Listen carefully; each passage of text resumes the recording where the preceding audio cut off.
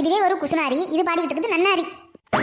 போதும் நிறுத்து உன் அளவையை. எப்பொழுது பார்த்தாலும் குசு விடுகிறேன் என்று குறை சொல்லுவதே பிழைப்பாக வைத்துக் கொண்டிருக்கிறாய். என்னடி, என்ன படம் ரொம்ப உக்கிரமா இருக்க? பின்ன என்ன ரேவதி, பொங்கல் வேலையெல்லாம் முடிஞ்சு போச்சு. இப்பதான் அப்பாடான்னு கொஞ்சம் ரிலாக்ஸா இருக்கு. அதுக்கு தான் சரி ஒரு பாட்டை பாடுவோமேன்னு பாடுனேன். உடனே அக்கா கிளம்பி வந்துடுது குசுனாரின்னு. ஏன் அக்கா குசு விடாதா என்ன? நீ விட மாட்டியா என்ன? உலகத்துல மனசுல பண்ண எல்லாருமே குசு விடுவாங்கதான். அது என்னமோ என்ன மட்டும் எல்லாரும் வச்சு கலாய்க்கிறீங்க. சரி அதை விடு. ஏய், பொங்கலுக்கு முன்னாடியே பாலுக்காரவர் போய் சரசுக்கிட்ட ஐ லவ் யூன்னு சொல்லிட்டு வந்துட்டாராண்டி. எக்கோ ராசாமணி எக்கோ, கவனமாக இருந்துக்க. 3 பொம்பளை பிள்ளை பெற்று வச்சிருக்கிற. எங்கே எவன் எப்போ கொக்கி போட தூக்கிட்டு போவானே தெரிய மாட்டேங்குது.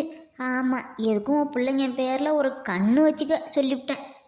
ஏன்டி இப்படி வைத்திருச்சா கிளப்புறீங்க?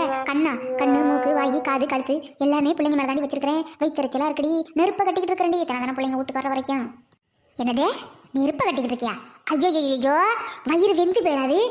தீயினா சுட்டப்புண் உள்ளாரும் தெரியுமா? நெருப்பால சுட்ட காயம் ஆறி போயிடும். ஆஸ்பத்திரியில் போய் காட்டணும்க்கா. அதை விட்டுட்டு நெருப்பை கட்டிக்கிட்டு இருந்தேன்னு சொல்கிறேன். சே, நான் அம்மாக்களே இப்படித்தான் தியாகம் பண்ணுறேங்கிற பேரில் நெருப்பெல்லாம் எடுத்து வயிற்றுல கட்டிக்கிறது ஒரு அளவு வேண்டாமா? எடேய், வயிற்றுல பதடி என்ன வயிற்று எரியுதா? என்ன ஊற்றி கொளுத்தின? பெட்ரோலா மண்ணெண்ணையா? எதை ஊற்றி கொளுத்தின வயிறு எரியறதுக்கு? டேய், 3 பொம்பளை பிள்ளை பெற்று வச்சிருக்கிறேன். வயிறு எரியாம என்னடி பண்ணும்? என்னது 3 பொம்பளை பிள்ளைய பார்த்தா வயிறு எரியுமா? இது என்னடி புது கதையா இருக்கு? இது எப்போ தெரிஞ்சு சொல்ல ஆரம்பிச்சிங்க? ஆமா, அப்படின்னா 3 ஆம்பளை பிள்ளைய பார்த்தா வயிற்றுக்குள்ள குழு இருக்குமோ? ஏன்டி நெட்டவள்ளியே, கொஞ்ச நேரம் சும்மா இருடி. நான் ஒன்று சொல்லிக்கிட்டு இருந்தா நீ ஒன்று சொல்லிக்கிட்டு இருக்கிற, ஏட்டிக்கிட்டே பேசிக்கிட்டு. நான் என்ன சொல்கிறேன், ராசாமணி அக்கா கிட்ட 3 பொண்ணு பெற்று வச்சிருக்குது.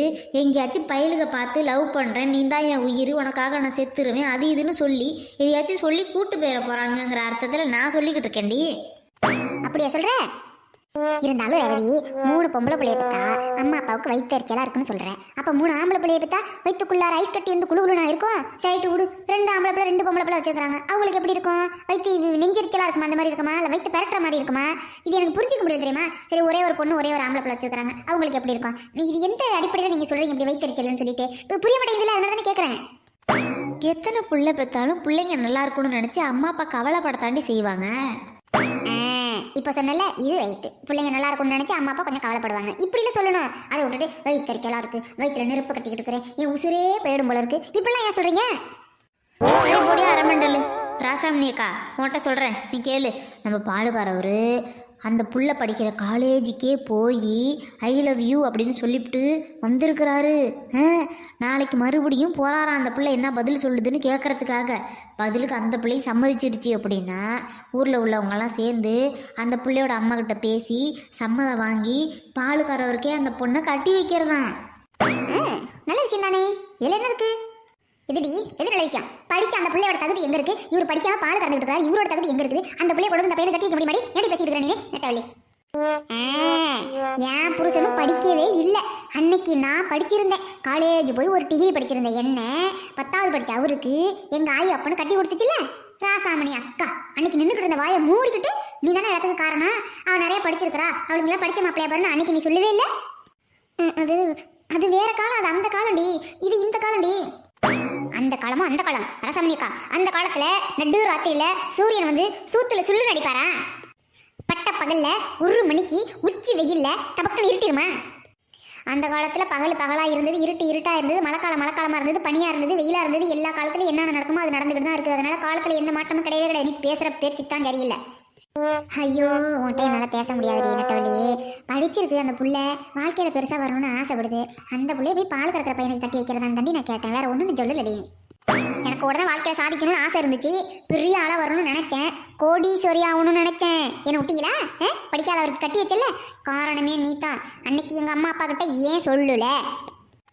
ராசாமணி அக்கா, நீ சொல்கிறது சரிதான்க்கா. ஆனால் அந்த பையனை நல்ல பையன் தானே, லவ் பண்ணுறான், கல்யாணம் பண்ணிக்கிட்டு சந்தோஷமாக இருந்துட்டு போட்டோம் விடுக்கா. பையனை நினச்சி பாரு. சும்மா ரேவதி, இன்னும் அந்த காலத்துக்கு இந்த காலத்துக்கு விளக்கமே இருக்கணும் சரியாக கிடைக்கல. அதுக்குள்ளே நீ என்ன சேச்சா ஊர் கதை பேசலன்னு வந்தால் நீங்கள் என்னடனா சொந்த கதையை பேசிக்கிட்டு இருக்கிறீங்க. கடுக்கட்டு போங்க நீங்கள். ஆனால் நான் அந்த சரசு புள்ள பால்காரரை கல்யாணம் பண்ணிக்கிட்டு அந்த வீட்டுக்கு மருமகளாக போனதுக்கு பிறகு இந்த பஞ்சவரணம் எப்படி நடந்துக்கும் அப்படிங்கிறத எண்ணி கற்பனையில் மிதந்துக்கிட்டு இருக்கிறேன். ஏன் ஏன் ஏன் ஏன் உனக்கு என்ன கற்பனை? பஞ்சவரணம் 6 மணி ஆனால் விளக்கேற்றணும், வாசல் தெளிக்கணும், சாஸ்திர சம்பிரதாயம் உண்டு, அது இதுன்னு ஏகப்பட்ட வியாக்கியானம் பேசுகிற ஆள். அதுக்கு ஒரு பொண்ணு மருமகளாக வாச்சு அது வீட்டுக்கு குடி போகுது அப்படின்னா அது எப்படி அந்த வீட்டில் வாழ முடியும்? அதை நினச்சி தான் நான் கற்பனை பண்ணிக்கிட்டு இருக்கேன். விளங்காதவளே, அறிவுக்கட்டவளே, மூக்கல் உணவளே, மூக்குத்தி குத்தினவளே, அவங்கள்ட்ட கதை நீ என்ன கற்பனை பண்ணிக்கிட்டு இருக்கிற? என்னடி உனக்கு பிரச்சனை? எதை பேசினாலும் ஏண்டி இப்படி பண்ணுற? அது வந்து ஏன்னா நான் காலையிலேருந்து சாப்பிடவே இல்லையா, ரொம்ப பசிக்குது ரேவதி. உங்கள் வீட்டில் கருவாட்டு குழம்பு வச்சிருக்கியா? கொஞ்சோண்டு கூட. எனக்கு முக்கியமான வேலை இருக்குது, போகிறேன். என்னது முக்கிய இருக்க போறியா? சாமி நாளை விடுமா, இன்னைக்கு நீ பேசுறதே ஒன்றும் சரியில்லை, நாளைக்கு நம்ம பார்ப்போம். இந்த வர எங்க போற? இந்த வர அந்த காலத்துக்கு இந்த காலத்துக்கு என்ன வித்தியாசம் சொல்லு. என்ன மட்டும் படிக்காத மாப்பிள்ளை கட்டி வச்சா ஓ பொண்ணு வரும்போது மட்டும் படிச்ச மாப்பிள்ளைய பார்த்துட்டு இருக்கிற காரணம் இல்லை. இந்த வரக்கா ஓடாத. படிச்ச சரஸ்வதி படிக்காத முத்துவை கல்யாணம் பண்ணிக்க கூடாது அப்படின்னா படிச்ச நான் மட்டும் படிக்காத என் புருஷனை ஏன் கல்யாணம் பண்ணிக்கிட்டேன்? திக்குவா இதுன்னு சாபா கரெக்டா பதில் சொல்லுவா. அவள்கிட்ட போய் நான் கேட்கிறேன்.